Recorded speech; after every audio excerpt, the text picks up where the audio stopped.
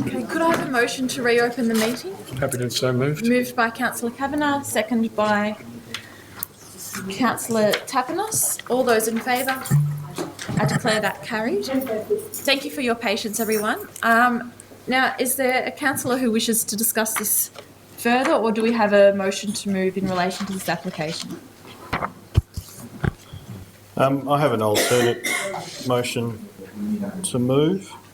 If I have a seconder, I'll speak to it. The motion just has one further additional condition, point 49, which I'll read.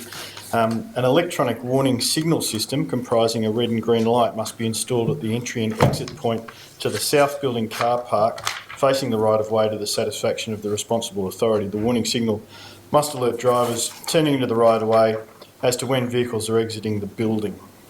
I have a seconder. Thank you, Councillor Thompson. Is there a seconder? Councillor Kavanagh. Councillor Thompson, do you wish to speak? Having had extensive consultation with the developers on these particular sites, we've sort of been walked through pretty much everything here. Like you, Sarah, had concerns about the interface with the path, and obviously with respect, that's not our decision as far as the entrance to the train stations and so forth, and there were plenty of smarter people than I looking at that. But of course, as councillors representing our community, we did get involved and made comments and where possible and suggestions. And as a resident using those facilities, I know how I get in and out of the particular car park, so our comments were listened to at the time. My major concern, and I've also had the opportunity to have a look at some of the buildings developed by this particular developer too, so I've had first-hand experience and toured through a few of them, and in my humble opinion, they seem to be quite good developments of a quality that we would like to see in Brunswick and hope to see more of. And some really good thought put into it. In particular, just the activation at a ground level was one of the real key sellers for me on this particular development and others that they've done. My major concern, like the gentleman at the rear there, is the congestion and what sort of effect this has with cars coming and going. And to be honest, that was the entire conversation in there, was in relation to just that. It was not really about the development. It was more about our concern with car parking having been taken away, one-way streets, and obviously the Wilson activation and how we've adjusted that area. So it is going to be slightly different to what we'd hoped. So adding this extra condition, whilst probably not a great deal in the grand scheme of things, we're probably also looking towards what will happen in the future with the warehouses along there and what others will do with in future developments. This will be one step towards making sure that there's something in place to overcome any problems that may develop. So I hope you understand where we're coming from with those. Thank you, Councillor Thompson. Councillor Kavanagh, do you wish to speak? Councillor Tapanos. Thank you, Chair and councillors. I was actually quite excited about the prospect of redevelopment of the dual station site and seeing what could occur on that site. Those two warehouses that are owned by VicTrack. Now, when I have a look at the whole application and I weigh up the community benefits versus what's been proposed, you see a significant amount of buildings, up to 8 stories, and you do start questioning whether there is significant value for the community in an application like this as what has been proposed. I understand there is significant investment in the public realm and in the station and in the upgrade, but it is a significant change to the local area. I don't doubt for a second that it's what's going to be the future. It is what's going to happen to that whole strip as rezonings occur and as future development occurs in Wilson Avenue and also many of the other streets between the railway line and Sydney Road. But this is quite a substantial change. I'm not sure, Darren, is it possible to put some of those visuals up there? Particularly, one more? Oh, okay, maybe, yes, perhaps that one. So you do see it is a substantial change to our city. It is 2 significantly high buildings. I know that we often hear from applicants that they're quality building, quality design, but you do have a look at really what it's going to look like. And can I say from experience, the actual projects when developed don't look as good as what the applications suggested in their drawings to begin with. So if it looks like that now, I can't imagine what it would look like when it's constructed. So look, I do think it's probably 1 or 2 stories too high. I think that the boundaries are right on Wilson Avenue, right on the bike path. There should have been significant setbacks to actually lessen the impact and the visual bulk that occurs in the building. So I know we haven't heard much about this today, but I'm still not convinced that this is what our community really wants to see on that site. So I have that concern. And I do have concerns about the public realm. That was the purpose of this whole project. It was about improving the station. It was about making a place. And I'm not sure whether we've got that right with what is proposed. I think more vision really needed to go in there from day one. And I know I'm not the expert and the planning expert, but I'm here as a councillor, applying a level of what the residents would think. And as a resident, as someone who uses the station, I'm not really comfortable to approve this at this stage. I think more work needs to be done. And I come to that conclusion after a lot of consideration, and I come to that conclusion from being the biggest supporter and a champion of the project when it was first proposed. But I must say I've been a little bit disappointed. Thank you, Councillor Tapanos. Councillor Hopper? Thank you. Look, in response to some of Councillor Tapanos's concerns, I certainly share, some anxiety around increases in heights in Brunswick, and it's something that we hear from residents about a lot. This is a project that's gone through many stages of consultation, and certainly I attended the public consultation that took place at Brunswick Town Hall, as did other councillors in this chamber, and have been part of many discussions. And I think it's a big ask for us to suggest that somebody builds something at a lower height than our own structure plan. And this, in this case, does meet the requirements of council structure plan, which does envisage this height. So for us to now sort of take a step back and say, well, that's not really the height that we would want at this site, I think would be a little bit of a long bow to draw when indeed it is the height that we have said that we envisage taking place at this site. Certainly along public transport corridors, we will see growth in the years ahead. And as those first steps towards change start, it will be a little bit jarring at first, and that's something as a Brunswick community that we will need to start to wrap our heads around. But public transport corridors are where we as councillors and where Plan Melbourne in envisaging the future of our community have said the higher buildings are better off placed rather than in suburban streets or neighbourhoods where they would sit even more jarringly with the suburban character. In relation to concerns around access to the car parking, I was certainly of two minds on that one. There are arguments for and against. And as the gentleman has mentioned, there are arguments for access from Barclay Street, certainly in terms of that narrow laneway and access. And we know that this is an area with, a lot of resident concern in how traffic and parking is managed. And of course, we have closed off Wilson Avenue for access for a public park. So these are all concerns that do need to be taken into account. But in ultimately weighing up those concerns, I think that public safety and amenity and the public realm do weigh out. And I think that having activation to Barclay Street is possibly worth getting people to go down that laneway. And I think that Councillor Thompson's changes do go some way towards addressing those concerns. Thank you. Are there any further speakers? Right, in that case, I'll put Councillor Thompson's motion to the vote. All those in favour? All those against?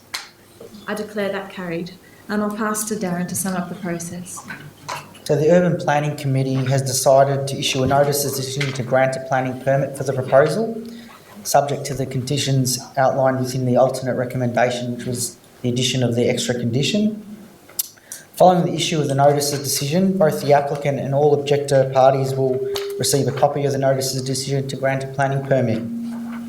Objectors will have 21 days to appeal Council's decision at the Victorian Civil and Administrative Tribunal. In the event that no appeal is lodged at VCAT, a planning permit will be issued, and if a permit is issued, the applicant has 60 days from the date of issue of the notice of decision to appeal any conditions on that planning permit. Thank you. Thank you, Dan. I'll just note that Councillor Tapanos has left and Councillor Hopper arrived prior to this application. We'll now move on to DD 9815, 1A Plymouth Avenue, Pascoe Vale, planning permit application, MPS 2015-197.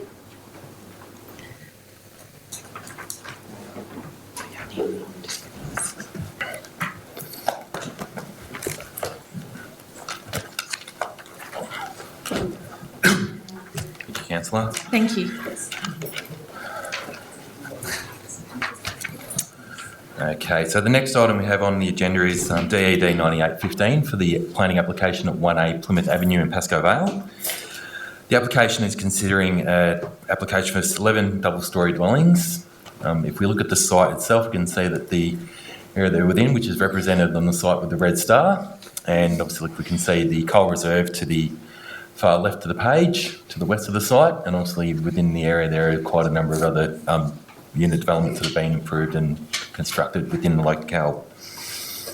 The site itself is on the west side of Plymouth Avenue at an approximate area of 1,574 square metres. Currently contains a single-storey dwelling and sits within a neighbourhood residential zone. And apart from the development contributions plan overlay, there are no other overlays on the site. So there we have a photo of the actual building, the existing dwelling on the site, and obviously previous sale of the land with the advertising board at the front. Excuse me. The proposal is described at page 123 of tonight's agenda, and the advertised plans provided attachment 2 of the agenda. This site, as I mentioned, is within the neighbourhood residential zone with the no overlays. There is also an existing permit in place for 13 dwellings on the site, which was approved back in 2012. Okay, the site context, as we can see within the area on the plan here, so the existing dwelling is shown on this site, and moving on to the actual development, so we have 11 dwellings proposed, and they are all 2-storey. We have a vehicle access way on the northern side of the site. On the southern side, we have a pedestrian access way. Garages and 1 bedroom is provided on the ground floor of the most dwellings, so 2 for the rear and the front dwelling. And if we go to the first floor, we have living areas and a 2nd bedroom for all the dwellings. Obviously, this is the representation of the building, so contemporary parapet forms to the rear with an angled roof fronting the street, which fronts Plymouth Avenue there. There are 46 objections to the application. Note that there is an error in the agenda, noting that there were 16 objections. That is incorrect. The issues that were brought up were about neighbourhood character, vehicle movements, car parking demands and increased traffic, loss of privacy, poor internal amenity, loss of trees and too much development in the street. There was a meeting held with council with the resident of 1 Plymouth Avenue, and contact was made with other objectors who provided contact details. Here we can see the objections that were received to the application. Once again, the site's represented by a star. The consultation with the resident resolved to relocate the bin store on the original plans. Deciduous planting will not be provided on the boundary, and acoustic fencing be provided. The applicant, as a result of those requirements and to appease further concerns, has revised the development to provide 9 dwellings, and here we have a change in the proposal, which is represented in the conditions, which is to have an access way on the southern side of the site. We have 3 dwellings that have a pedestrian walk with access way on the northern side of the site, and then we have more traditional ground floor living with open spaces on the northern side of the site, with car parks accessed from the southern side. And on the first floor, we have bedrooms for the first floor and the more non-traditional first floor living on the first 3 dwellings. And the elevations clearly show that a more contemporary form facing Plymouth Street, and then hip roofs facing the rear of the property. Key considerations have been the neighbourhood character and proposed response to neighbourhood character. The applicant, as presented, the applicant has amended plans to reduce the development to 9 dwellings, with 6 dwellings having the ground floor open space, and has recommended that a notice of decision to grant a planning permit be issued, requiring the development be reduced to 9 dwellings, as shown in the revised plans and the conditions set out in pages 119 to 122 of tonight's agenda. Thank you. Thank you. Are there any members of the gallery who wish to speak and object to this application? Yes.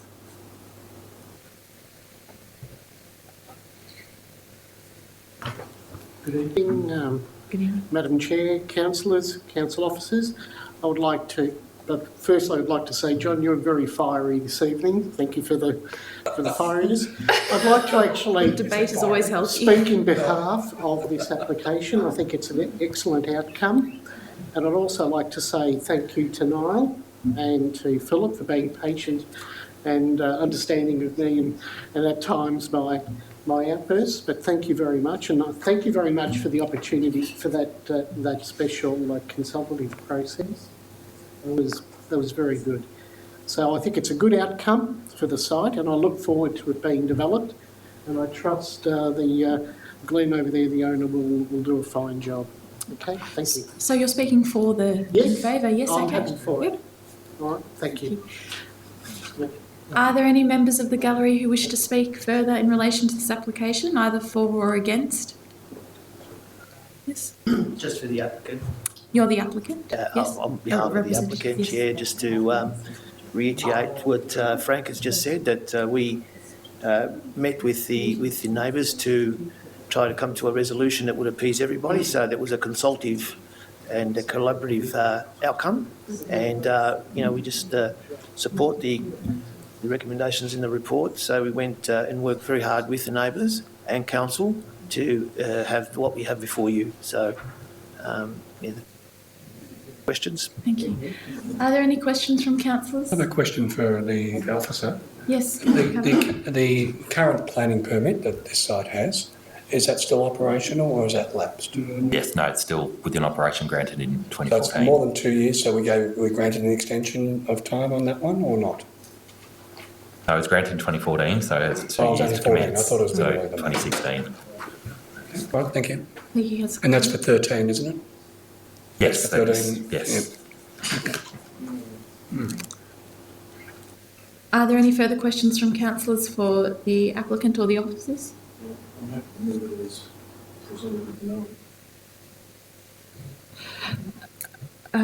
Is there, sorry, you're happy to move the report? One more question to the officer, Madam Chair. Yes. All the 46 objectors were invited to tonight's meeting, I assume? Yes, absolutely. Yeah, okay, thanks. Or councillor Thompson? I'm happy to move the recommendation as presented with the 9, is it 9? The revised? Sorry, it's not in front of me. And if I have a seconder, I'll speak to it. So for want of a seconder, I believe that That's all right, I'll second. councillor Kavanagh seconded. Councillor Thompson? We had a lengthy discussion about this, and obviously we were somewhat concerned about the sheer scope and size of the development when it was first presented to us. And like the councillors here, we were umming and ahhing as to whether this was going to be a successful outcome. Having heard the discussions with both the objectors and local residents, the developer seemed to have made those amendments and worked pretty closely with them to come up with some solutions. I look at the particular neighbourhood that the development's in, and with 9 units, this sort of seems to be pretty much a standard fare in that particular area. And obviously, my concern is if we were to reject it based on 9, that this would go off to VCAT and all bets would be off, and that is obviously would be disappointing to us.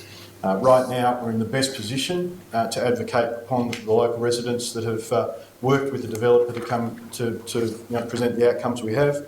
We've got 9 quality developments, and I think it's upon council here tonight to approve them as they are and not risk the Russian roulette that we find at VCAT if we were to send this away.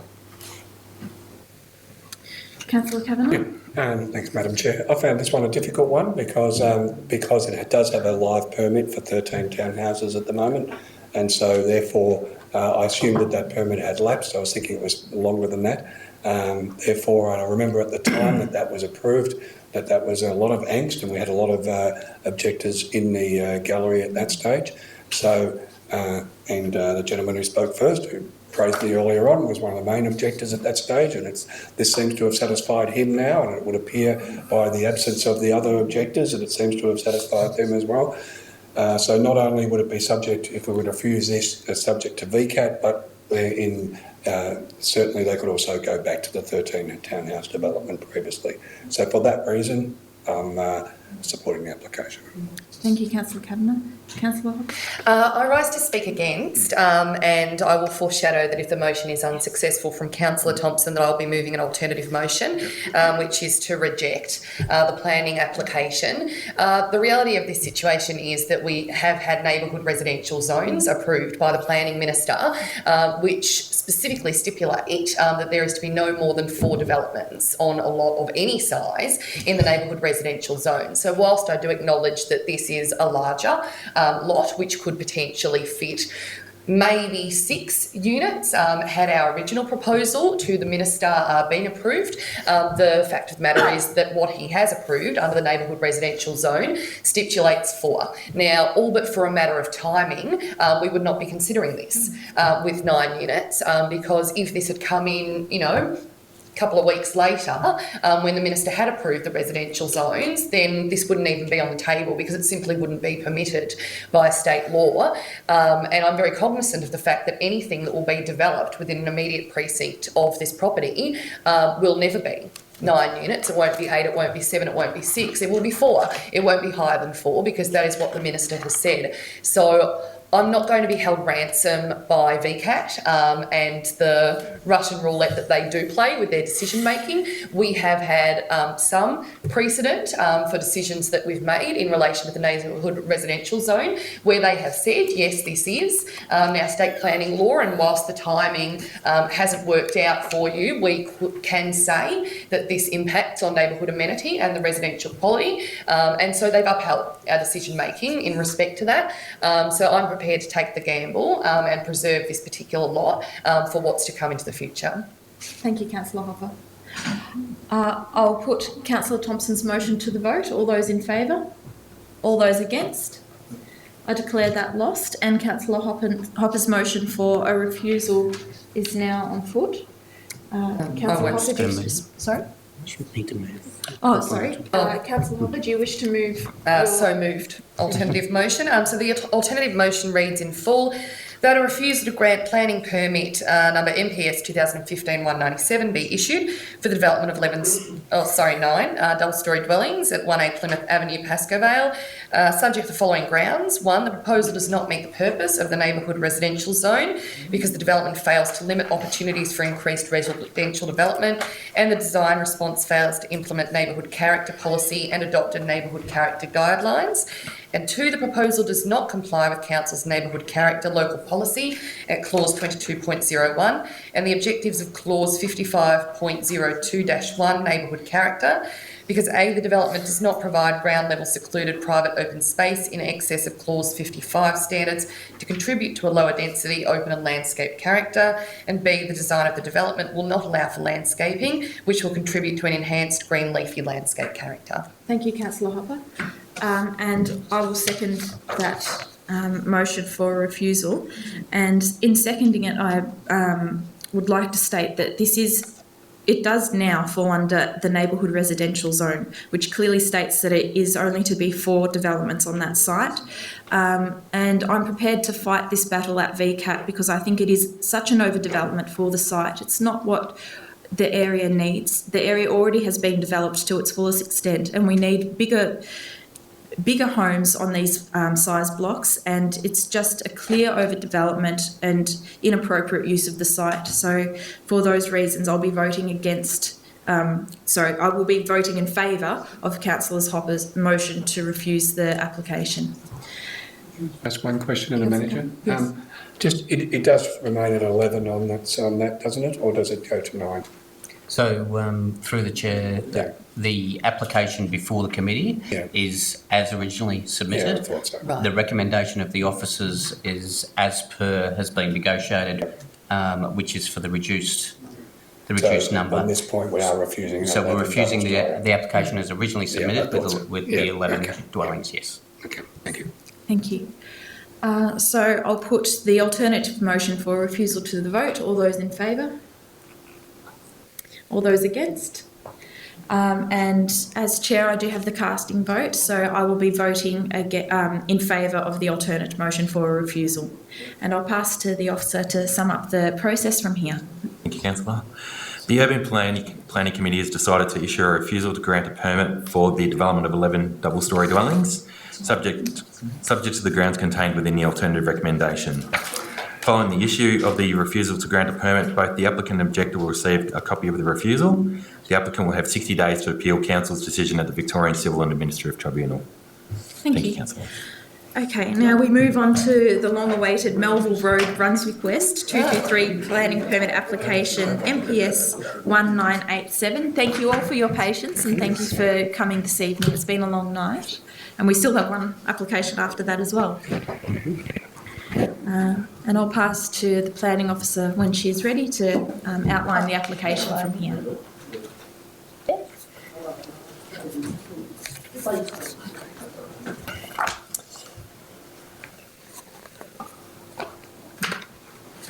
Great. Thank you, Councillor. The proposal relates to land at 223 Melville Road in Brunswick West. On the aerial image on the screen, the star represents where the subject site's located.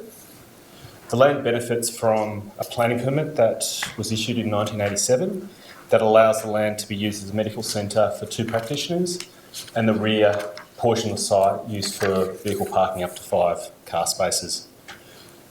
The proposal seeks to amend that planning permit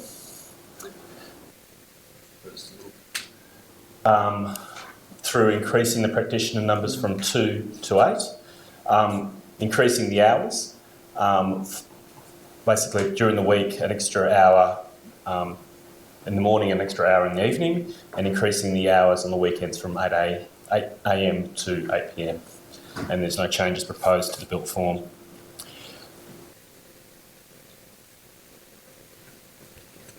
The application was advertised and a total of 34 objections have been received.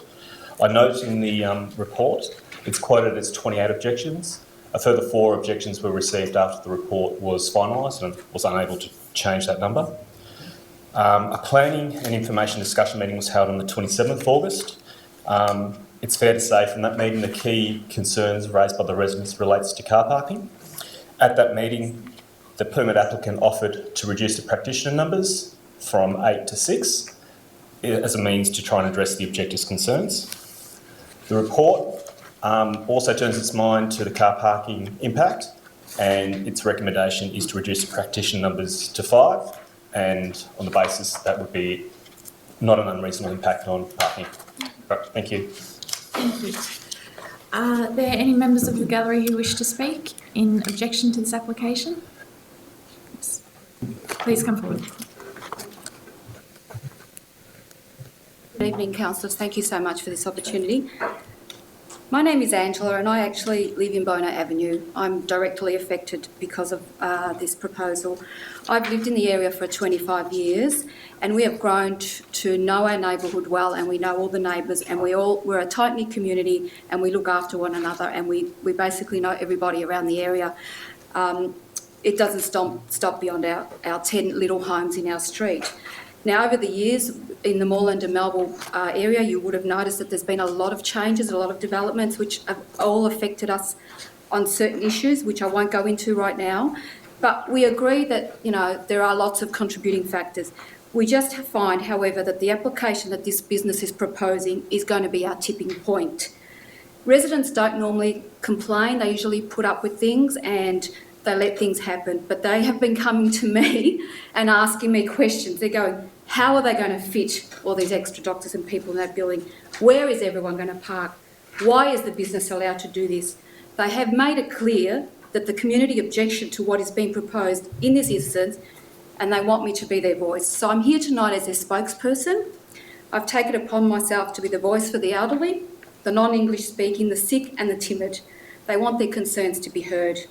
I won't outline each individual issue because that's going to be addressed by the other objectors, but I will let you know the collective views expressed to me There is anger at yet another waiver request. Many are not surprised, and it seems to be expected.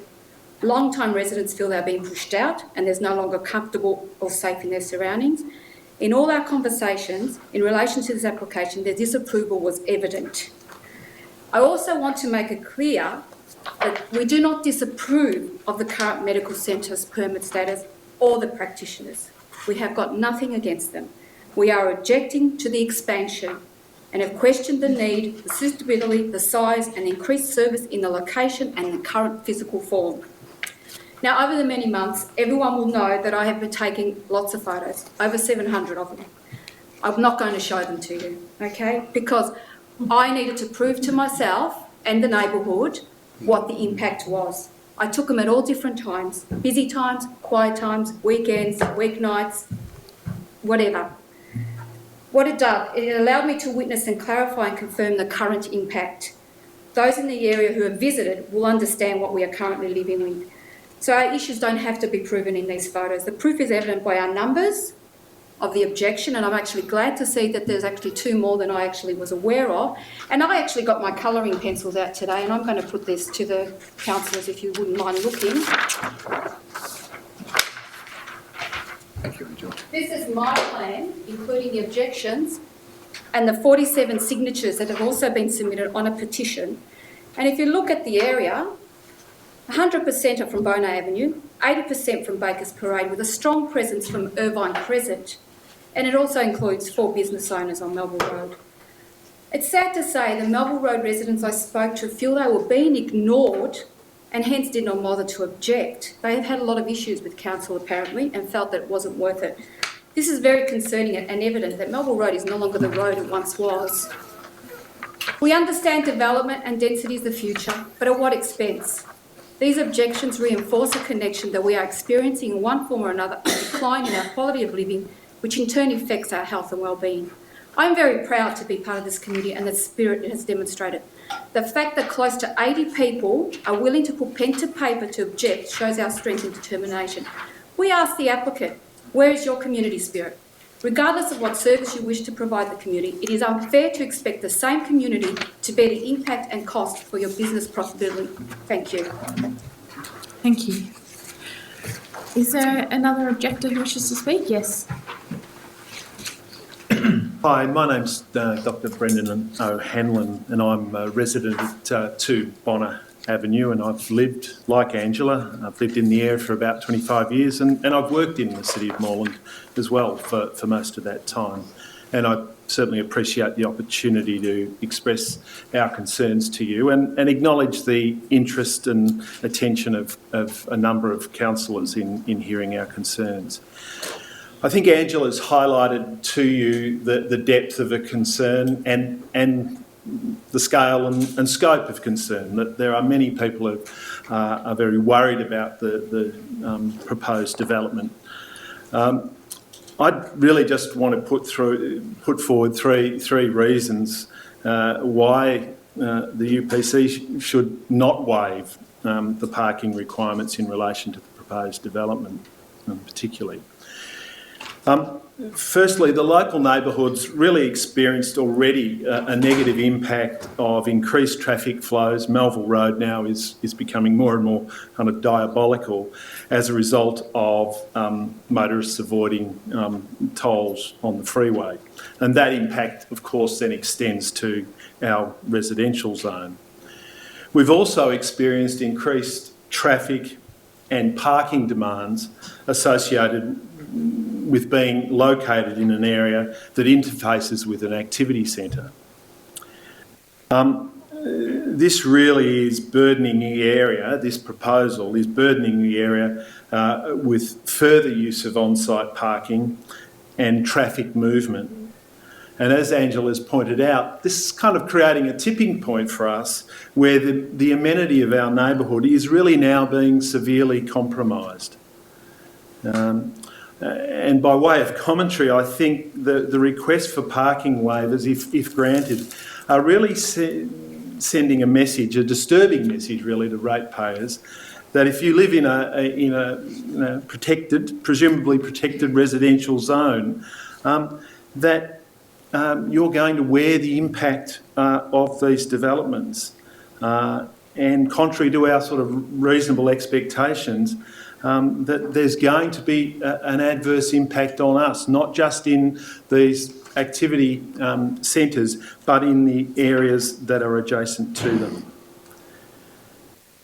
Secondly, I think the rationale for granting a waiver seems questionable to us. I think Angela's pointed out we don't have an objection to the existence of a medical practice. In fact, one's existed there for many years, and we've happily made use of that. But it's also true that there's an abundant supply of GPs in the area. One only has to travel a few metres up the road for a practice. There's another one further down in Melville Road towards the city. There are many, if you go on the internet, you'll find within a very small radius that there are numerous practices. So the notion of the need for an expanded practice seems to us very questionable. Sorry to interrupt, I'm just conscious of the time, so if you'd like to... Okay, thirdly, last point is that we believe the applicant should be responsible for making adequate provision for parking. The medical practice 500 metres up the road had to actually make provision, made good provision for parking on their site. We don't see why that expectation shouldn't apply to this site, and we don't think that the neighbourhood should bear that responsibility, and that council should essentially require the applicant to maximise the parking provisions on the site. So thank you. Thank you. Is there another member? Yes, please come forward. My name is Peter. My daughter runs a florist shop across from the clinic. While there was one doctor up until 12 months ago, whatever, there hadn't been any real problem with the parking. Even now with the two doctors, it has gotten worse. Now, I'm not so much in objection to having more doctors or expanding the clinic, as long as the council forces the current people in the work there to provide adequate parking. There's room at the back for more cars, and nothing has been done to expand it, of the clinic. The other thing about 10 months ago or so, I made an application to the council to have time restrictions along the area. Half an hour or 1 hour parking. There is some opposite us with that restriction. The council did a reply to me that they were looking at it about 6 months ago. I haven't heard from them. They haven't done anything about it. I have no idea where they are about it.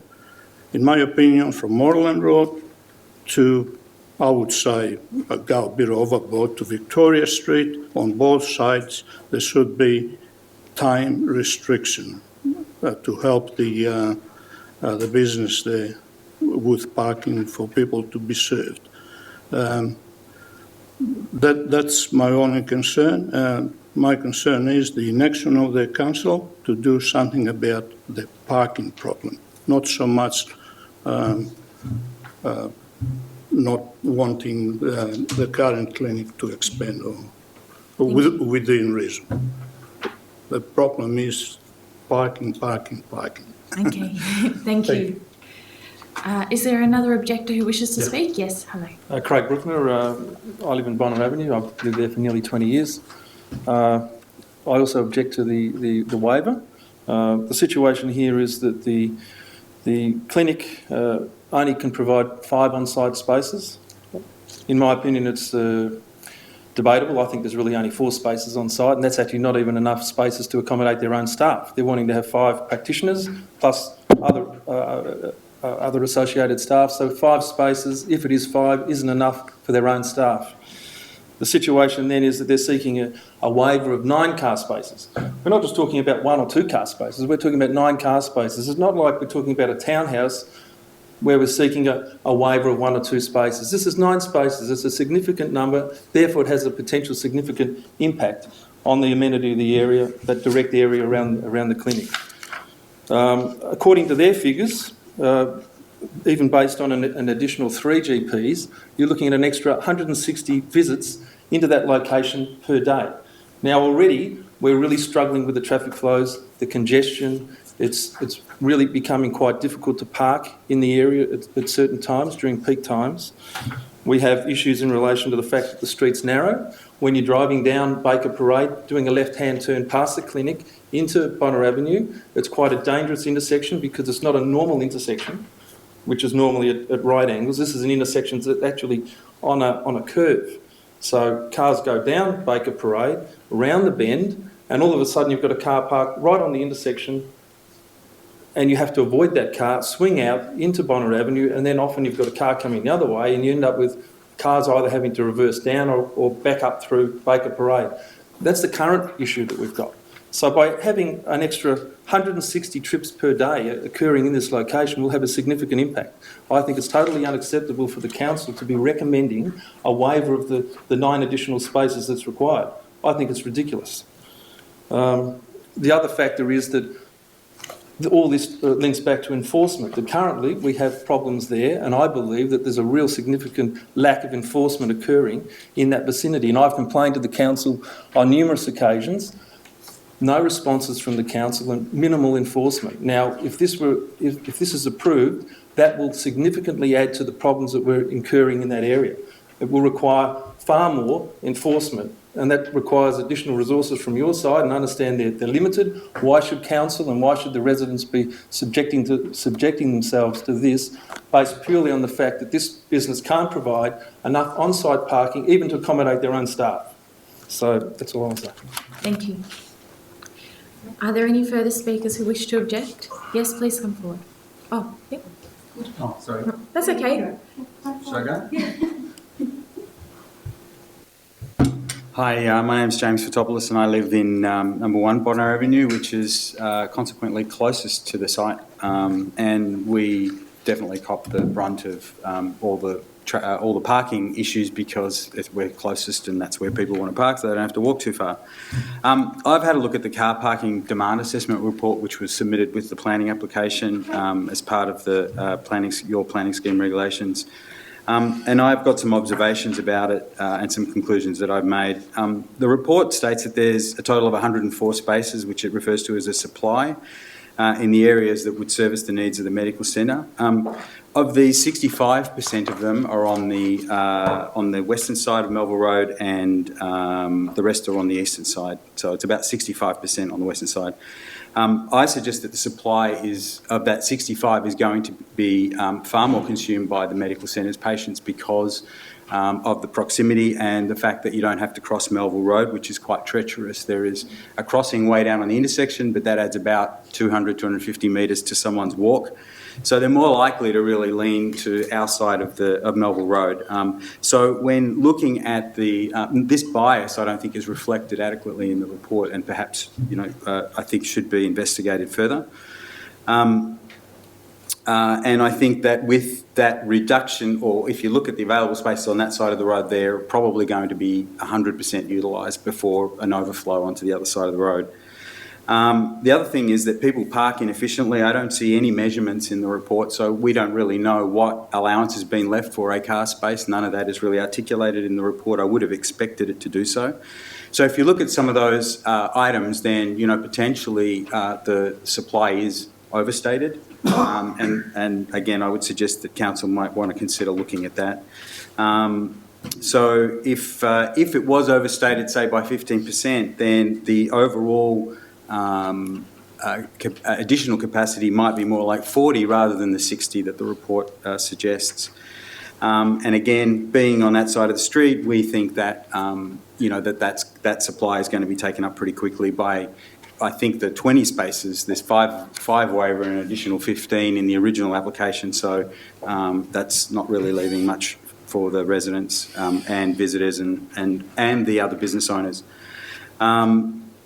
So I guess, my main contention here is with the report. It doesn't refer to pathology patient movements as well, and it doesn't have to. The regulations don't state that they have to include those numbers, but they do also have a collection centre there, so that's also going to create some additional flows and capacity issues.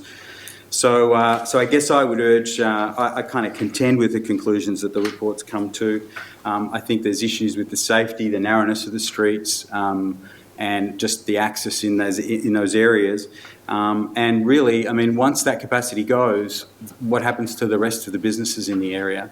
How do future requirements for additional parking capacity get managed and accommodated through, future applications by any of the existing businesses to expand or any new businesses coming into the area? I think that I think the council kind of has a responsibility to look at those safety and growth issues and also consider all the other stakeholders in the area. Thank you, James. Thank you. Are there any other members of the gallery who wish to speak? Yes? Yep. Hi, my name's Beth Scott. I reside at number 2 Bakers Parade with a young family. The impact of the current medical practice has had a greater impact since the current owners have moved into the premises. And as it currently stands, it has an enormous impact on my family day to day. I work from home, so I feel I'm quite qualified to make just some comment about what happens during the day and during the weekend. The parking and driving behaviours exhibited in our street due to the businesses, including the medical centre, is dangerous, and particularly given that people are rushing to appointments and classes at the medical centre, the hairdresser, the laser clinic and the taekwondo centre. So they're not just normal businesses in terms of behaviour to get to those businesses. And yes, people do park in our street from the Taekwondo Centre, even though it's on Moreland Road. I'm regularly met with angst from people trying to access the businesses while I try and get out of my driveway or laneway, and this is not a reasonable behaviour in a suburban street, and this will only get worse with this proposal. Additional to the issues mentioned by my neighbours, I would like to draw your attention to the waste management issues that concern me directly. All businesses along the Melville Road strip have an obligation to comply with waste management and minimise their impact on residents. The waste management plan for the site should specify that the waste pickup is on Melville Road, given that the street address is Melville Road, not Bakers Parade, which is a residential street. The current pickup is in Bakers Parade. There is a negative impact for residents to have heavy and noisy vehicles entering our residential street, and as a solution, the Melville Road for Melville Road businesses waste management. I ask Council to facilitate a site waste management plan which is in the interest of the residents, and that the residents are advised of any changes in the proposal with an opportunity to agree with it or object to it for the following reasons. Domestic waste management does not adequately meet the health and safety of residents nor the general public for the site currently. Current waste collection in Bakers Parade has impact on residents in the street and the people using the street, with the bins currently exceeding more than a normal resident's bin plan, or whatever you call them. Sorry, I'm not sure of the technical term. Should a commercial collection be stipulated for this site, which is not on the plans currently, the collection needs to occur on Melville Road. Using Bakers Parade is not only unreasonable but creates further access and safety concerns for the street. An increase in commercial vehicles in Bakers Parade has led to vehicle damage for residents, and this is a regular occurrence currently.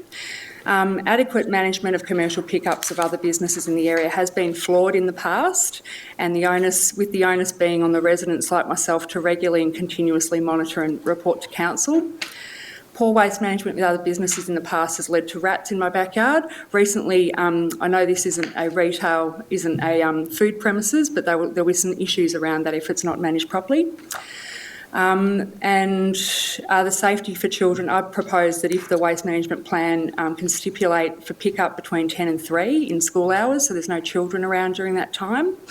or minimise the children impact. The suggestion for the medical centre that complies with the waste pickup on Melville Road. I'd like to raise the proposed extended operating hours, which we were not given the opportunity during the discussion at Council in August. The impact. I ask that you sum up your arguments. Sorry, so yep. keep going. Yep. Okay.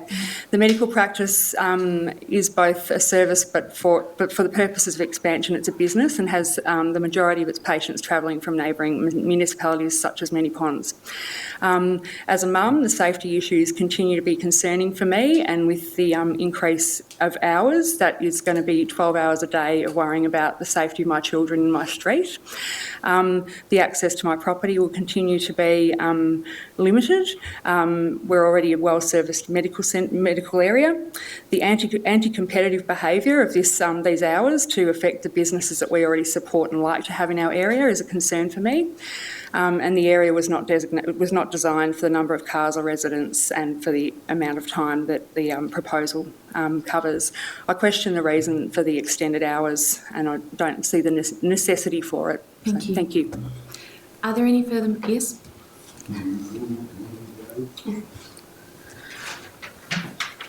Madam Chair, would it be acceptable for me to read a statement on behalf of one of the local traders?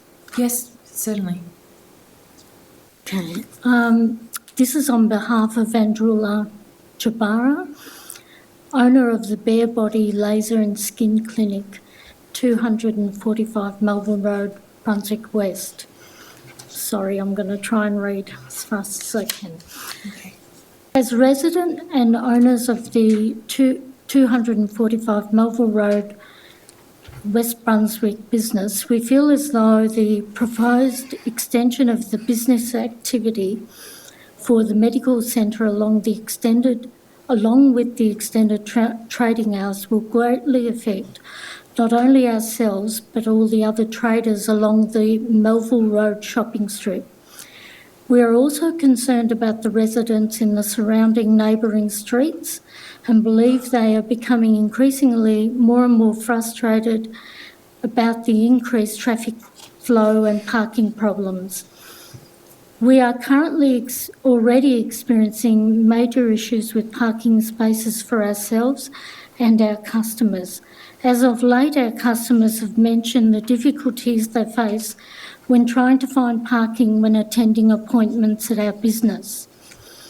They are becoming increasingly frustrated with the fact that the area has become busier and they are driving around for a long period of time in order to find a car space.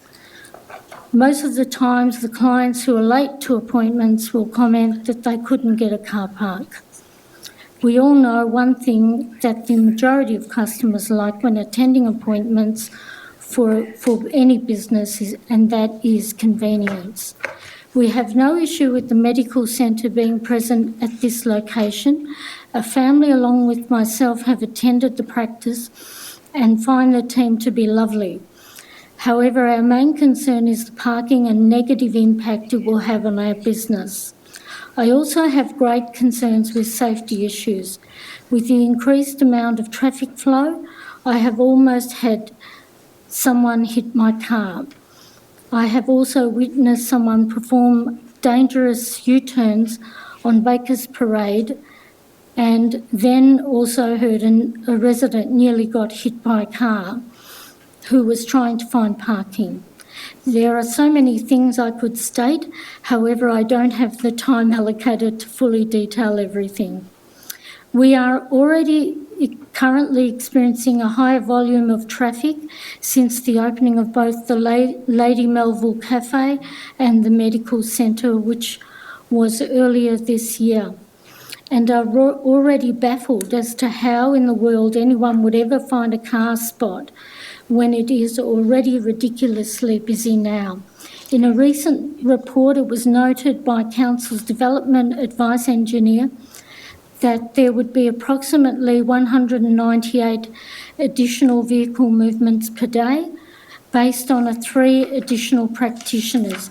In my opinion, that is just chaos and cannot even comprehend as to where these vehicles will park. Thank you. I'm just conscious of the time. Sorry, so if you I'll could just sum up finish. from here. Yep. Okay.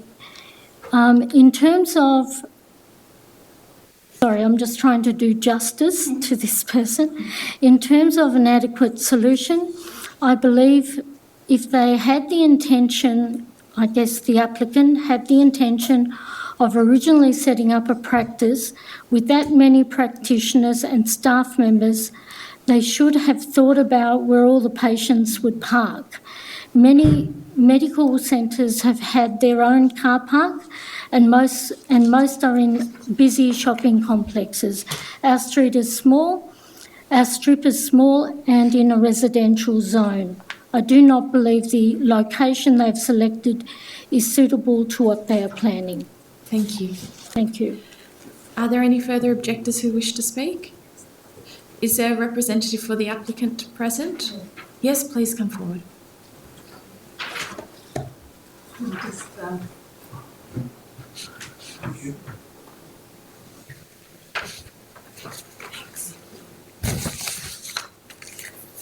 Good evening.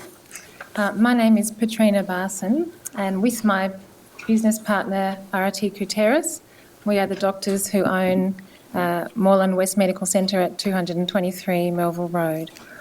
To explain the reason for this application, our vision for the medical practice is to be able to make full use of the existing building, which has capacity for about 8 practitioners at a time, and therefore to be able to offer a useful and comprehensive service to the surrounding community.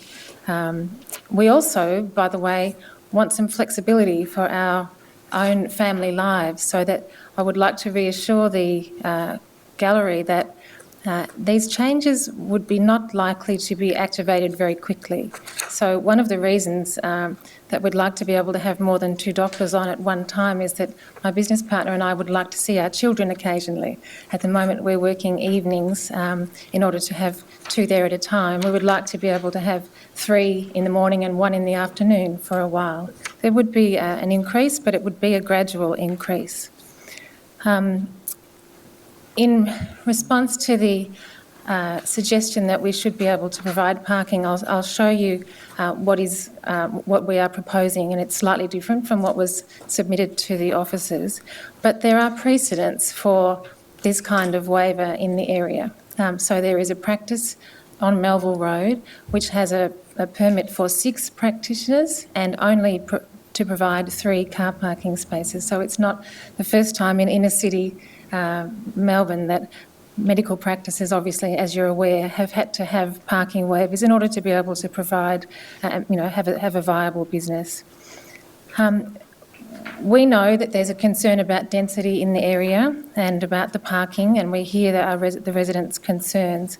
But the residents here are aware that the problem at the moment in this location is not primarily because of us, that there are other businesses such as Lady Melville in the immediate vicinity who have opened at a similar time to us and bring a lot of trade into the area.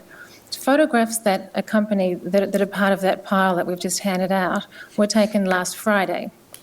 Just to explain, on Fridays we open in the morning and close in the afternoon, so they're meant to be a contrast between when we are open and when we are closed. So the first 3 photographs show views up Bakers Parade and up and down Bakers Parade and along Bonar Avenue when we are open, and the last photograph is a panoramic view of those 3 places, and I think they demonstrate that there isn't a lot of difference between the situation. Many of the cars that are there have been there all day because they are residents parking. The increase in density in the area will continue, and along with that will come an increase in vibrancy and benefit to the local businesses from the increased population. We are but a neighbourhood activity centre, but also because of that increase in density there is an increasing need for medical practitioners. So we get new patients every day who say, I've just moved into the area and I need a new doctor. And we are at the moment the only clinic in the immediate vicinity where it's possible to get same-day appointments for new patients. So I think that demonstrates that in fact there is a need for medical practices in the area. But we acknowledge that there are concerns about parking and we understand that it's a residential area. So in response to those concerns, you'll see from the first page of the handout that we've given you that we've had our traffic engineer rack his brains and try and work out how it might be possible to get an additional car park onto the site. So there are now the possibility of having 6 car parks on the site with tandem parking the staff. And that has been approved, that has been endorsed by our traffic engineer. The council officers in the past have recommended that we be given 1 permit per on-site car park. And so now with the increase to 6, we ask council members to consider increasing our the number of permits granted to 6 from that recommended by the council officers. The community, of course, is used to the gates being closed to this car park, and indeed under the previous owner and for the first months of our habitation there, because of building works, those gates were closed. Those gates are now always open when we are operational, because I park there every day, and the other 2 staff who drive to work always park on site now as well. So with the gates being open, with 6 car parking spaces, it may be that in fact the community notices a difference. We have already installed 1 bike rack at the front of the property, and we have a second one to install if the application is successful. But if the council would feel that it's useful, we'd be happy to donate that second the second bike rack to put in the public space, for example, outside the shops along the strip to our north, to alleviate congestion there. We're happy to encourage our patients to ride, to walk, to take public transport here. We're well served by public transport in the area, and that's very much in line with green philosophy. We're happy to have posters up in our waiting room. Many, in fact, already do ride, walk and take public transport. Thank you. Could you please sum up? Yes.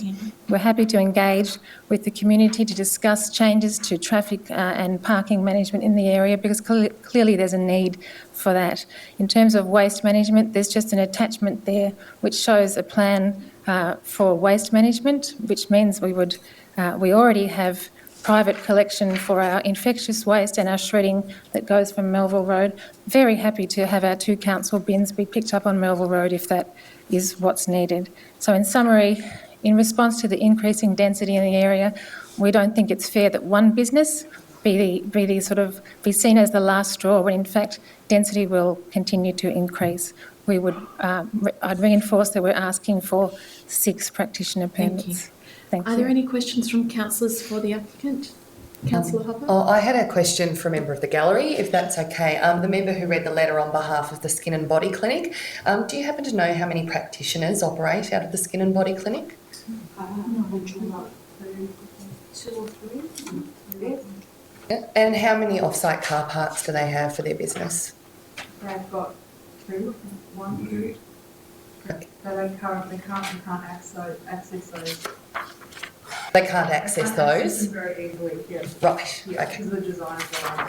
Thank you. Can I just ask, what's the way with the Sorry, there's 2 pieces no of- further questions from the... No, well, they've changed the position now. They're asking for 6 GPs. So what's the waiver they're seeking? Do you wish to respond? Now 19 that they're seeking, or 18 that they're seeking. No, I understand You've got a waiver of 14. Would you wish to approach the lectern? I understand that when you do the maths, we're asking for a waiver of 9 because the planning scheme asks for 5 for the first doctor or practitioner and 3 for each doctor after that. We already have a parking credit of 5 with the current situation, so we're asking for an additional parking credit of 9. Thank you. Are there any further questions from councillors? One for the officer, please. Councillor Kavanagh? Yes. Can you explain the covenant for me, please, that's mentioned? That's number 1. And number 2, I noticed when I looked up the plans on the big planning that it doesn't refer to 223, it refers to unit 1223 and 32323. I noticed that also was a case on your first diagram today. Do you have any reason why that would be the case? I understand the property to be 223. If you look at your first Can we just go back to your first diagram? I had the same thing on the first diagram.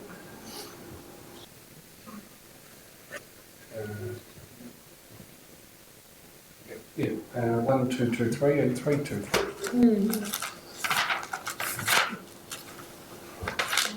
I think we just need to clarify the waiver that they're seeking. By my understanding, it would be... there's no further commentary from the gallery. It's sufficiently clear, it's in our documentation. Yeah. No, but it's different to what... No, it's not, it's in the documentation. Okay. I'm happy to clarify that as you Thank you, asked Councillor politely, Thompson. and happy to respond. So they already have an existing 5-car park waiver for the existing facility, and they're asking for a further 9 on top of that. So if you do your sums, it will end up being 14 total, but the 5 is already in play. No, but she's saying instead of 5 GPs, they're seeking There's 6 no GPs. further discussion from the gallery. So that's not quite right. It's actually, will actually be 11. The waiver of 11. So, Councillor Hopper? Thank you. So if you turn to page 165 of the agenda. Sorry, so I'm not going to accept I'm any more answering your commentary from the question. gallery. Councillor Hopper is on her feet at the moment and she is speaking, so no, please take a seat. Please take a seat. Councillor Hopper, Clarify the continue. situation. It's 11, yeah? Sorry, Councillor's about to.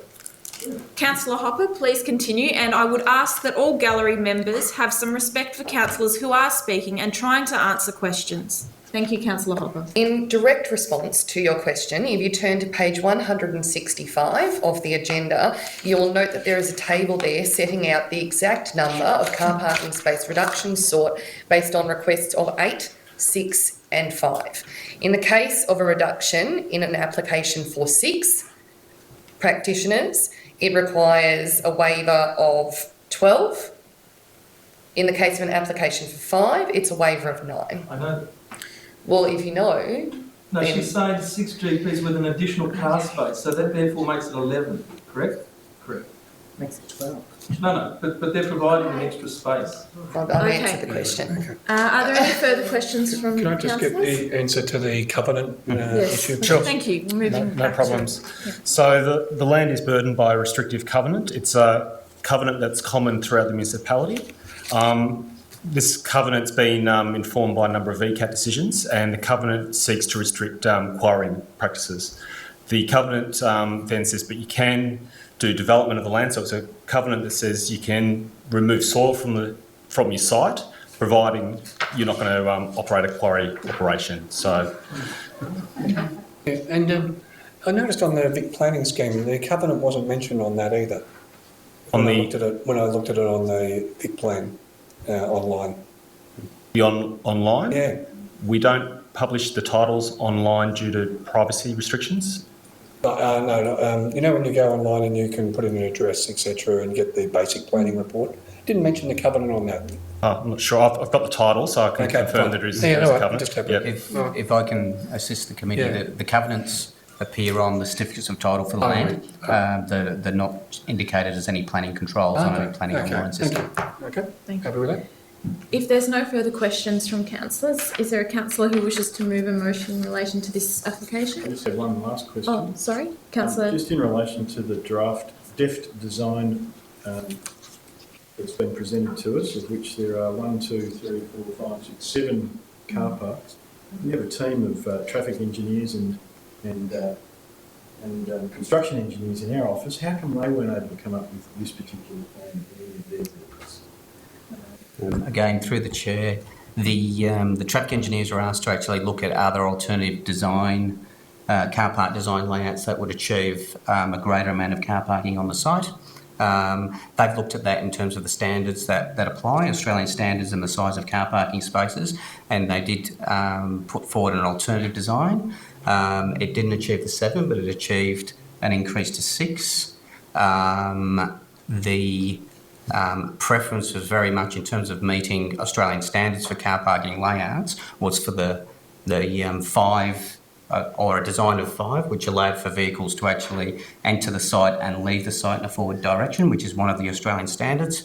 The alternative for 6 was a functional layout, but it didn't meet that Australian standard in terms of moving in and out.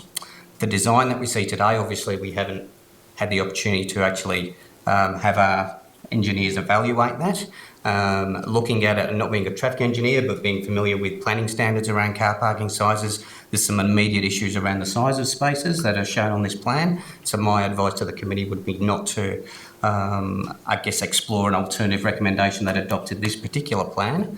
Nevertheless, there is an alternative design that may well achieve the 7 with some changes to those dimensions overall. It wouldn't meet the planning requirements or the Australian standards in terms of the ability to actually enter the site and leave in a forward direction of all the spaces. It could be adjusted though potentially to result in what might be a functional or compromised outcome.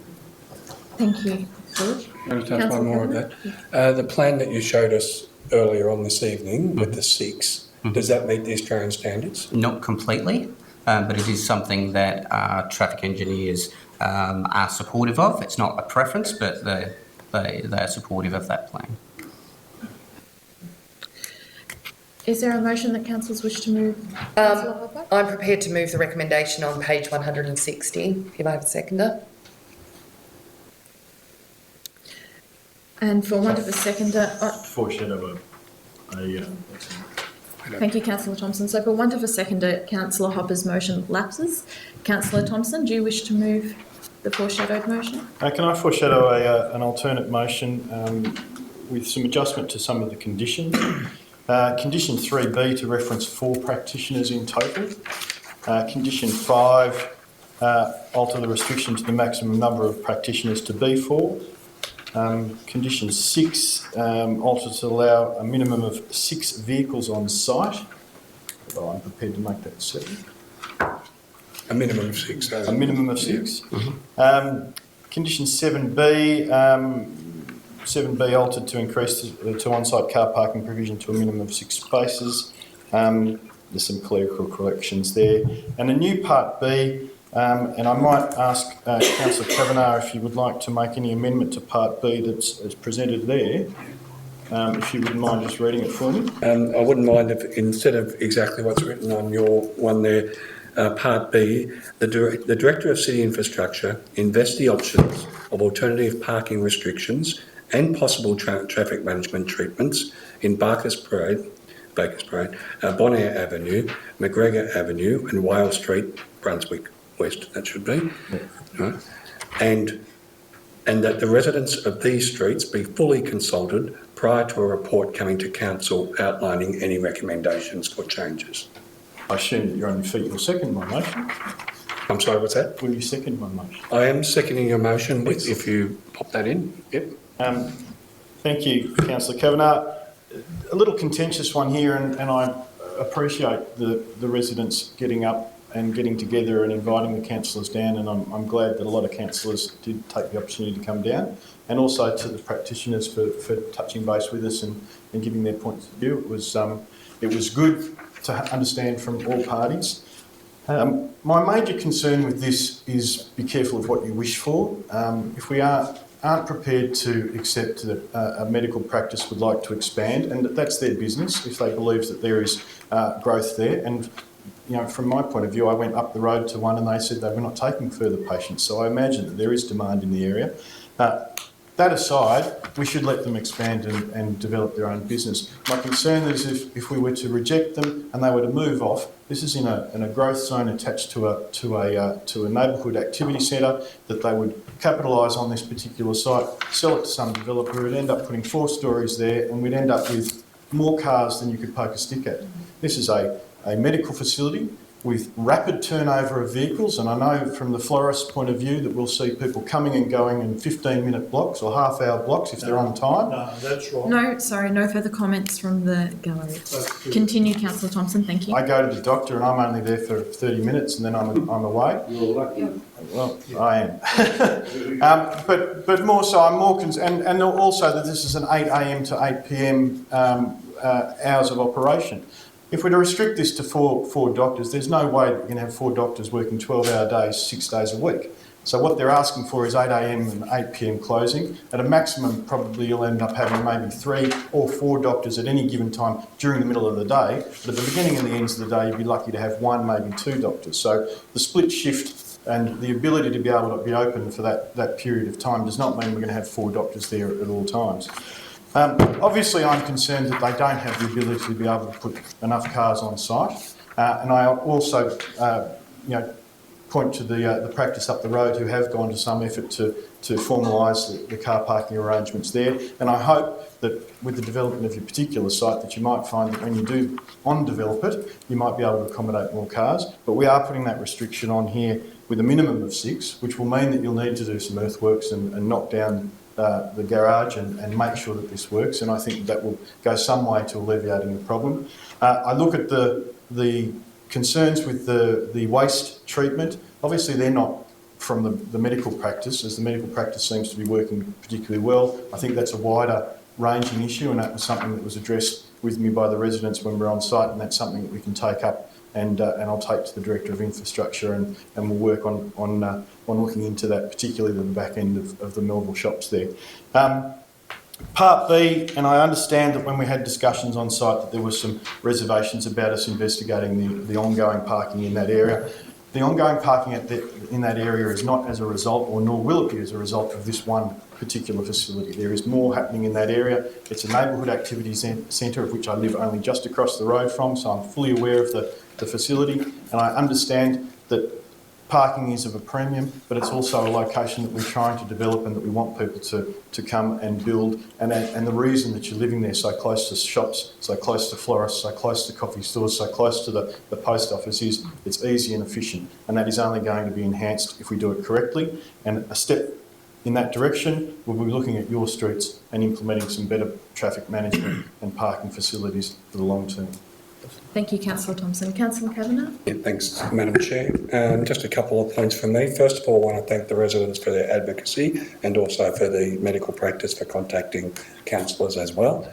I realise this is probably something that probably won't please either side a little bit. Probably won't please the applicant in that he or she is only getting 4 practitioners on the site at any one time, and probably the residents would still think that is too much. But I do think this is a fair compromise. I'm particularly keen to make sure that it was articulated in the report that the garage and the carport also had to be removed.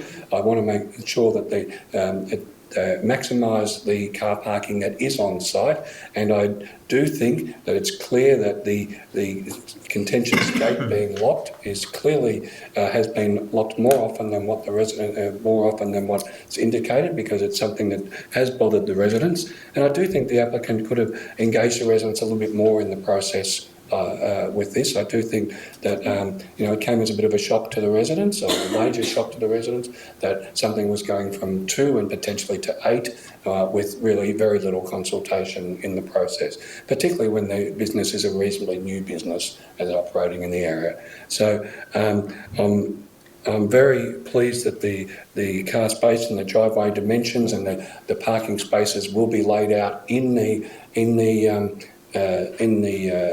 area, and also that there will be signage, some signage pointing to the fact that it is a car park, etc. I think probably part of the reason is people probably don't even know that it's there to be able to access, and obviously if the gates are locked, obviously that's not going to help either. So I think, I think in general, in a pretty tricky little situation, I think this is a reasonable outcome.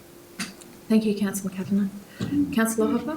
Thank you. Look, I will speak as well, and obviously I did propose the original motion with 5 practitioners, and I accept that that will not make me the most popular person in the room with everybody here, but I do think that certainly medical facilities do serve a particular need within a growing community, and it has been highlighted that in terms of getting a same-day appointment at a medical practice, that is a virtually impossible task for somebody moving to the area for the first time, and we will have people moving to this area for the first time. I know that when I first ended up in Brunswick East from a different part of Brunswick, some 7 or 8 years ago, I rang my local medical practitioner. It took about 3 or 4 goes before I could get into one at all because their books were full. So, it is very hard to transfer. And so I can imagine that this is fulfilling a real need within the community. And I think that the practitioners, I've been out to visit the site and I've seen it, and it's underutilised in terms of what the site offers. There's an entire ground floor that's not currently being used. So I would like to see better use of that site, and there's an opportunity there. I do think putting this as politely as possible, that it does set something of a double standard, and we don't expect other businesses in the area to have allocated car parking for users, but when we expect it of new incoming businesses, and particularly when the parking and traffic issues that already exist have been, I guess, predating to the coming of the new business. And I mentioned specifically before, I asked a question about a practitioner-based business which is located across the road where people go and they receive services, some of them medical in nature. I note that that particular business offers implants and injections, so they are practitioner-based services, and it has no allocated car parking. The new cafe, which is drastically increased in popularity, I am told, over recent weeks, probably seats somewhere in the vicinity of 20 or so patrons, possibly more, and no allocated car parking. So I do think it sets a double standard to not require car parking for cosmetic implants and coffee, but to require it, for medical practitioners who are servicing our community and providing health benefit. So that's kind of where I'm coming from that, and I accept it will not make me the most popular person in the room, but that's where I stand. Thank you, Councillor Hopper. I'll put Councillor Thompson's motion to the vote. All those in favour? All those against? I declare that carried. And I'll pass to the Planning Officer to outline the process. Thank you. The committee's resolved to issue a notice of decision to amend the existing permit as altered by described by the councillors. That decision will be posted to all objectors. The objectors have a 21-day period in which to lodge any reviews they might want to the Victorian Civil and Administrative Tribunal. Equally, the permit applicant has a 60-day period to lodge appeal against any conditions they wish. Thank you. Thank you. Thank you for coming this evening. We'll now move on to our final application for the evening, and I'll give the gallery a chance to leave the council chamber.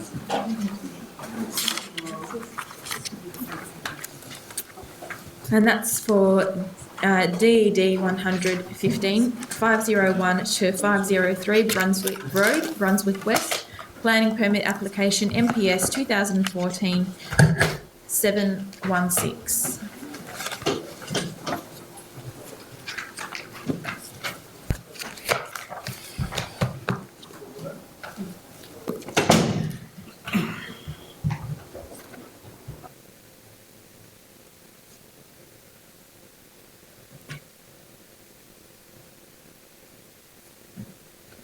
Thank you, councillors.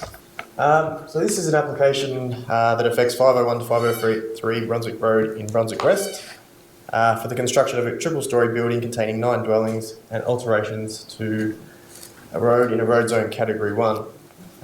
There's a couple of aerial imagery of the site up on the screen. You can see the site has been extensively excavated in recent years. So the site is currently vacant and it has had extensive excavation work has been undertaken.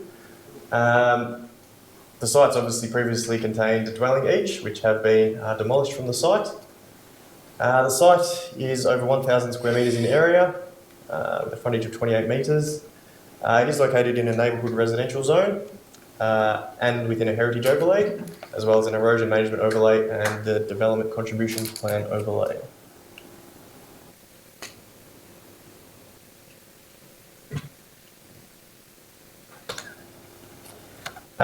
Just a little bit on the site history. There has been an application lodged previously on the site which approved the demolition of the existing dwellings and buildings and works to construct 9 dwellings within a 4-level apartment building. This permit was approved in October 2009 and the development has commenced, and the commencement began when the existing dwellings on the site were demolished. That permit is still valid and was extended in April 2015 to allow the development to be completed by October 2017. So the application proposes a triple-storey building containing 9 dwellings with a basement level containing garages, storage and laundries and 1 visitor car parking space. A total of 11 car parking spaces on site, 1 3-bedroom dwelling and 8 2-bedroom dwellings. Minimum front setback of 10 metres, maximum building height of approximately 7.9 metres, from natural ground level. Materials including horizontal cladding, weatherboard, render finish and terracotta roof tiles. On screen is the basement layout, including the resident car parking and visitor car space. The first floor layout, which contains variously living areas as well as bedrooms. The second floor, top floor, containing variously living rooms, balconies and bedrooms. There we have the front facade, which will obviously face Brunswick Road and how it sits within the streetscape. We have the side elevations, which demonstrate the slope of the land, which slopes considerably from the rear boundary to the frontage. And then we have the rear elevation, which demonstrates that the, first floor is at ground level towards the rear of the site. There were 21 objections received, and on the screen is a summary of those concerns, with the main concerns relating to car parking, neighbourhood character and bulk and scale. There was a community consultation meeting held in July where the residents and the applicant had a chance to discuss the concerns with the proposal. There were some changes made to the plans that the applicant was able to accommodate, including additional lattice on the fence to minimise overlooking, a landscape plan to require a minimum of 2 canopy trees within the front setback and within the rear setback, as well as measures to minimise overlooking from the first floor windows and balconies on the east, west and north elevations. So it is recommended to issue a notice of issue to grant a planning permit with those key conditions noted in the recommendation. Thank you. Are there any members of the gallery who wish to speak objecting to this application? Yes, please come forward. Last one's left. And thank you for your patience this evening. It's been a long evening. It's actually been a fun time. Okay, good. I'm glad you enjoyed Just watching the process. You've got to get out. Process. Watch these punch-ups. Greg McDonald, 499 Brunswick Road, next door to the proposed development. And let me start at the outset. I want to see that hole filled. It's an eyesore. It's got to be filled. And I think that at when we met the developer back in July, yes, there has been some positive changes out of that. It's reduced down to 9 units, and it certainly is getting there. Issue I would like to take is with the report. Overshadowing is an issue for me. I've got a very small private space at the back of my house, somewhere around the 40 square metres solely. And on the 22nd of September, I did a measure up of the shadow, and I came to a maximum of 25 metres of sunlight received on the ground on that day. Wasn't the right day, so I'm a little, protective, I suppose, of my sunlight that I should be getting, according to the legislation that says you must, where a development will impact, it mustn't reduce it below 40 metres. And so I take issue with the bit in the report that says, but it still allows sufficient sunlight. Well, no, it doesn't. Perhaps there's some ways to fix that. On the east elevation, it's showing gable ends. Perhaps if there were hip ends to the proposal, that may reduce it. But again, the mathematics would have to be done on that. And the other concern I have is you can see the steps rising up to the lower level and the ground line. That's right on the boundary. It's right on the... So I'm not sure what... the planning committee's not the place for this. The plan should show it, but they don't. Is there going to be a step off into my place? And as the ground level changes, is it going to be a step off into the other? It's not very clear. And one final point is, I note from the previous discussions, which I'm glad I was there, Councillor Hopper's proposal, because of the 1A Plymouth Avenue, this is very similar. We're subject to an already agreed proposal for multiple units, which wouldn't meet the current situation, being a neighbourhood residential zone. Now, I may be wrong there. I may be wrong there, but it's something I've picked up on what you said tonight. So, I think it's along similar lines. So, Thank you. Would you like to speak as well? No. No? Okay. Is there a representative for the applicant present?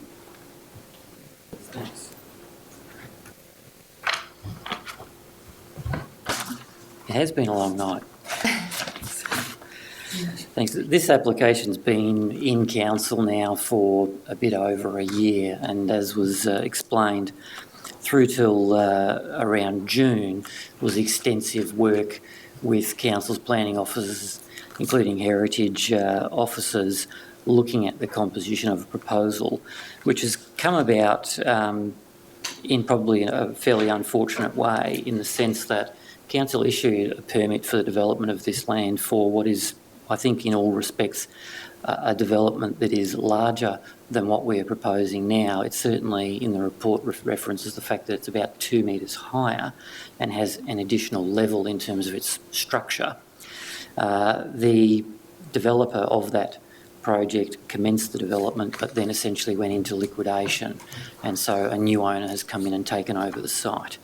In looking at taking up the plans that have been approved, it was taken to architects to look at elements of that 4-level development that involves split levels and a bigger building, to try and rationalise something down to something that was more efficient to build and also more efficient to live in, not having so many steps internal within the development, so as to provide something that would actually sit a little bit neater next to the homes on each side.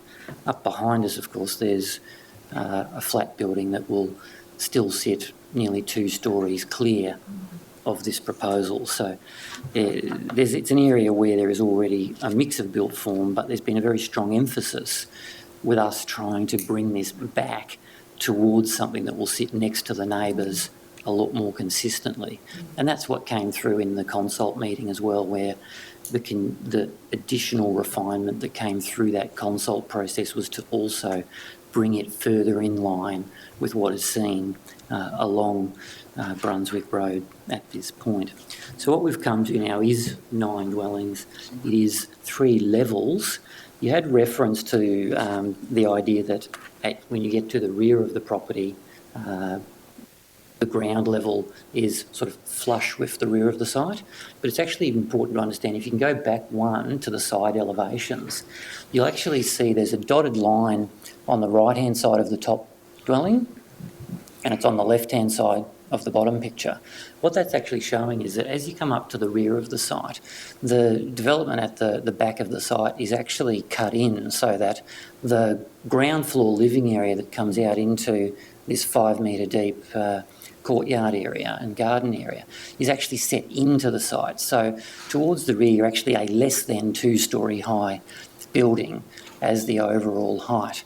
Sort of midway along the site, where the gables are, you're at a true 2-storey, and towards the front you sit a little bit out of the ground.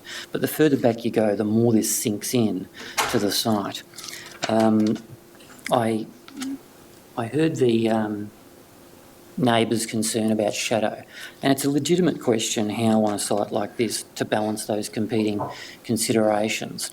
I recall from the consult meeting there certainly was a clear preference to have a treatment along the side that wasn't too contemporary, to pick up the themes of the neighbouring developments, both in the street but also as it will be seen along the sides. If council's of the mind to look at picking up the neighbour's suggestion, doing something like a hip roof, particularly opposite the neighbour's yard is likely to reduce the shadow to some degree, because the height of that roof profile like that will drop down to a gutter that then recedes away to the hip. So there will be a lowering of the point of that shadow. So there is a potential benefit along there. The gable form had been picked up to give each of these units their own sort of identity, but that can still be achieved through a hip form. And that's not something that we would oppose at all. I think, as has been made clear from the objectors' comments today, there was a process through consultation where we did genuinely exchange ideas and collaborate and actually come back to your offices with changes directly flowing from the discussions. Your report may also actually have noted we actually continue that dialogue beyond the consult meeting with some direct discussions that then fed into the changes. So we have tried very hard initially through council officers, but then also at the consult stage to genuinely try and bring this to the point where today we've got your officer's recommendation. I'm here today saying if there's one more tweak to make, we're open to it, but certainly the proposal here is 2 separate lots, 9 dwellings in total, a smaller form than what's already been approved, and we would also say a form that sits much neater against the neighbours. If we can go to the next slide, the last thing to see, one of the critical things that we were asked to do in terms of how this presents to the street, we stuck. You can see it in the little box. We were asked to give a really clear feel of 2 separate built forms on the street to reflect that rhythm of one built form, one house per lot. Oh, we've gone back to the very beginning. Let's not talk about the 8 stories again. Don't go there. But through the process, the existing permit is sort of built through the middle of the site. So the existing approval sort of blurs the 2 sites into one big form. This is very clearly separating them down to look like 2 houses to pick up that rhythm. So we commend it to you as a better development than the one that's been approved already, a reduced height and something that will fit the street far better. And as I've said, certainly opening to looking to continue that adjustment down on the shadow question. Thank you for your time tonight. Are there any questions from councillors? Councillor? Question for the officer, if that's all right. Councillor the manager. Kavanagh? Yes.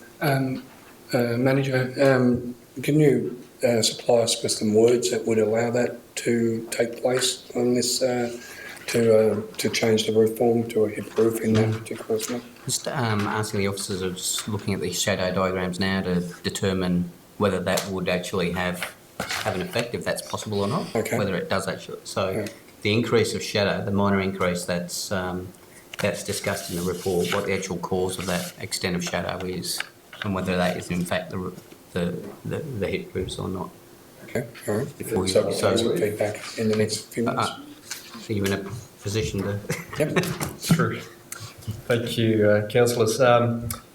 Just having a look at the shadow plans that were submitted for the application that were advertised, it does indicate peaks in the shadow that have been cast over your property 499 Brunswick Road. I think by shifting it to a hipped roof, you would actually lose those peaks. So I'm happy that, unfortunately, we had some IT issues, so I can't bring it up on the screen, but certainly I'm more than happy to show it to you on the plans. I'm happy to.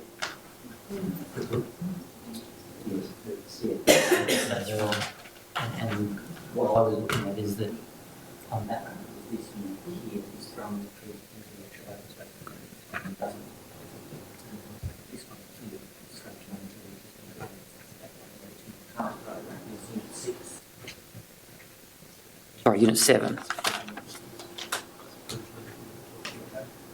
So an alternative recommendation might be to change the roof form of unit 8. Right, and that's unit 7. And would you apply? And you place that where the roof?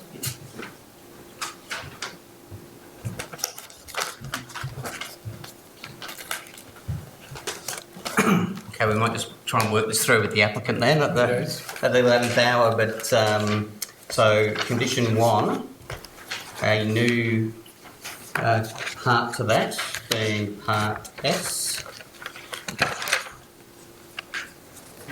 to require that the roof form of, the roof form, so not the to require, sorry, Saskia.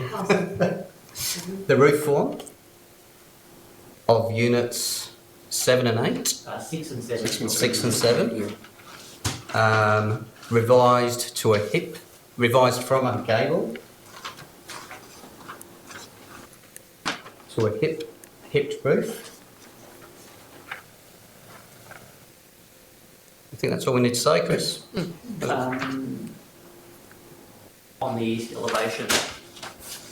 So they face east in any on the east elevation for good measure. Well, yeah, as opposed to any other part of it. Yeah.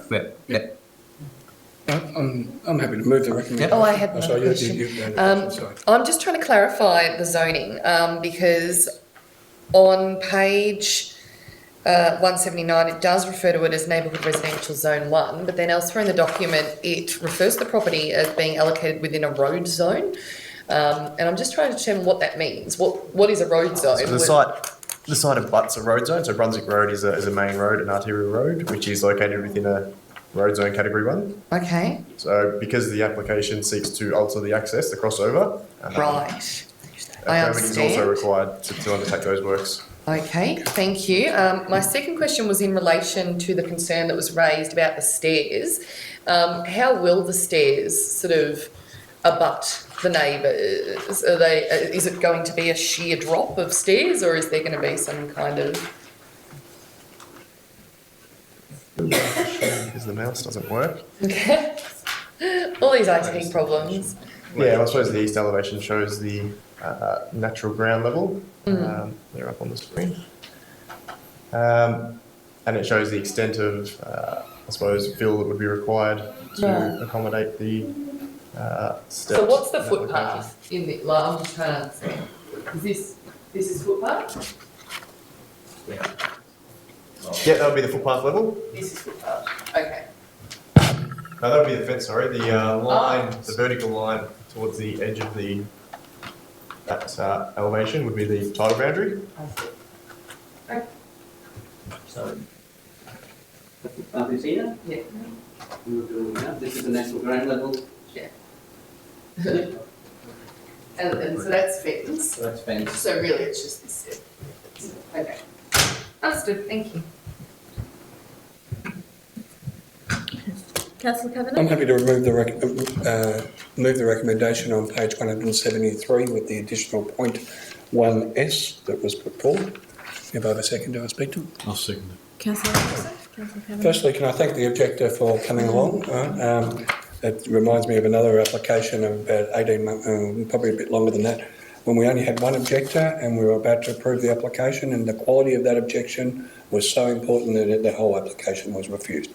So don't think that just because you're on your own, it doesn't get to... I know. So, yeah, but she wasn't even prepared to speak. No, it's the quality of the objection, and I'm also very taken by the efforts of the applicant or the representative of the applicant to even make some changes at this very last moment. So well done to you, and well done. And I think it's a good outcome, really. Thank you, Councillor Kavanagh. Councillor Thompson? Are there any further speakers? Just to note that I am probably going to vote against, only for consistency purposes. I can't get up earlier in the evening, as you say, and say that I can't possibly support 9 developments in a neighbourhood residential zone when it's required to be 4. To be honest, I'm quite surprised that this is a neighbourhood residential zone in light of its location. But having said that, for consistency purposes, I feel that it would be remiss of me to vote any other way, so I will be voting against. Thank you, Councillor Hopper. All those in favour? All those against? I declare that carried. And I'll now turn to the officer to sum up the process. The Urban Planning Committee has decided to issue a notice of decision to grant a planning permit, subject to the conditions contained within the alternative recommendation, including the additional condition 1S. Following the issue of the notice of decision, the applicant and all objectors will receive a copy. Objectors will have 21 days within which to lodge an appeal with VCAT. If a permit is issued, the applicant has 60 days in which to lodge a conditions appeal. Thank you. And thank you for your patience tonight and coming along this evening. Thank you as well. And thanks to our Mayor, who's had a very long day and who's stuck the meeting through as well. So I declare the Urban Planning Committee meeting closed. Yes. Thank you. Excellent. Well done. Well done.